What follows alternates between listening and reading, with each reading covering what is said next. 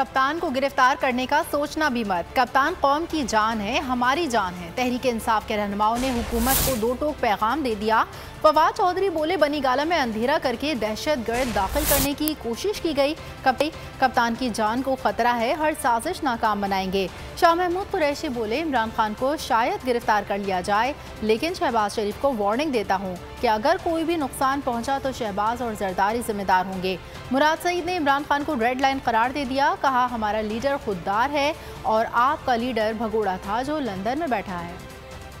डगमगाती हुकूमत, ये लड़कती हुकूमत शायद गिरफ्तार करने का मंसूबा बनाना चाह रही। शहबाज शरीफ साहब, आपको वार्न कर रहा हूँ, अगर आपने ये हरकत की तो आप पाकिस्तान के सियासी इस्तेहकाम को तहबाला कर देंगे।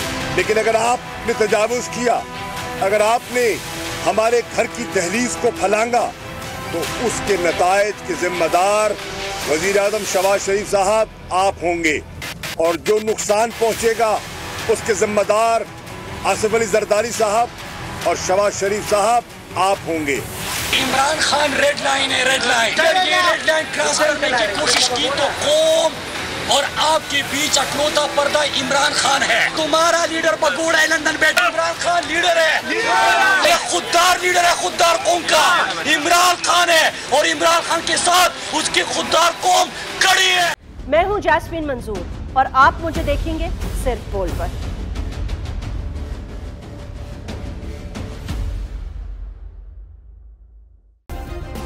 सब्सक्राइब करें और बेल दबाएं ताकि कोई खबर रह न जाए।